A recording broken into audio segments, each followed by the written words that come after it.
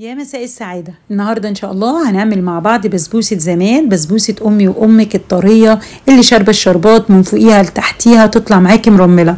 هنعملها من غير سمنة بلدي وهنعملها كمان من غير زبادي، ريحتها تطلع مفحفحة وطرية جميلة جدا. تعالوا نسمي الله ونشوف البسبوسة هنعملها ازاي.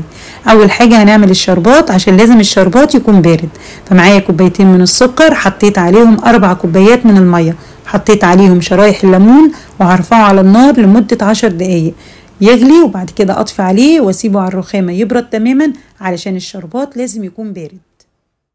بعد كده هنعمل البسبوسة. المكونات بتاعتنا تكون بدرجة حرارة المطبخ، وكل حاجة كوباية من البيض، يعني 4 بيضات، عليهم معلقة من الفانيليا ومعلقة من الخل. ضربت البيض وبعد كده نزلت بكوباية من السكر. بضرب البيض مع السكر لحد ما الخليط لونه يفتح والقوام يهيش، بنزل بكوباية من الحليب. عودي نفسك بعد السكر حتى في الكيكات، يعني بعد السكر تنزلي بالحليب علشان السكر يدوب. بضربهم مع بعض واتأكد ان السكر داب تماما. بعد كده بنزل بالزيت. الزيت اللي نستخدمه يكون ريحته وطعمه حلو عشان البسبوسة تطلع ريحتها وطعمها حلو. ضربتهم مع بعض وبعد كده بنزل بالدقيق.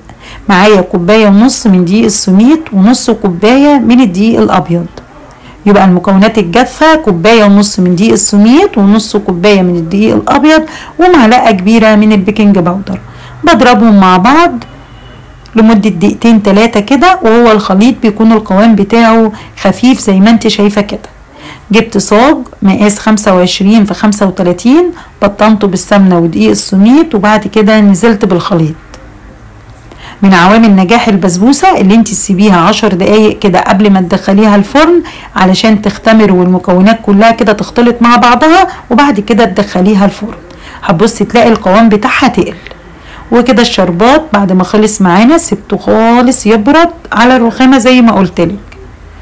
دخلت البسبوسة في الرف الوسطاني على درجة حرارة 180 نص ساعة، وتلاقيها اخدت اللون ده طلعيها على طول، وتلاقي كمان ريحتها قلبت الدنيا كلها.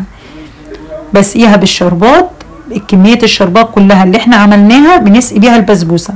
هتبصي تلاقي البسبوسة شربت كل الشربات كده. البسبوسة بتاعتك ناجحة 100%. بنسيبها ما نقطعهاش خالص الا لما تبرد خالص، نبدأ بعد كده نقطعها. جبت معلقة من العسل، عسل النحل، خففته كده بالمية ودهنت وش البسبوسة. لو عندك كانتالوب ممكن تاخدي الشربات بتاع الكانتالوب، بيبقى حلو جدا جدا، تدهني وش البسبوسة. ولو ما عندكيش بالمربى برضو تدهني وش البسبوسة، بس تخففيها بشوية مية. ممكن تحطي جوز هند، ممكن تحطي مكسرات زي ما انا حطيت كده، اللي موجود عندك حطيه. بنقطعها اللهم بارك مرملة طرية جدا جدا، حلوة قوي قوي قوي. شايفين ما شاء الله جميلة جدا.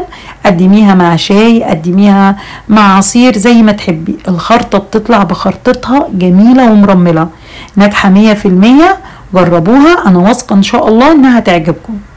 وكده البسبوسة بتاعتنا خلصت. ان عجبتكم الوصفة ما تنسوش لايك وشير وسبسكرايب وتفعلوا الجرس علشان يوصل لكم كل جديد.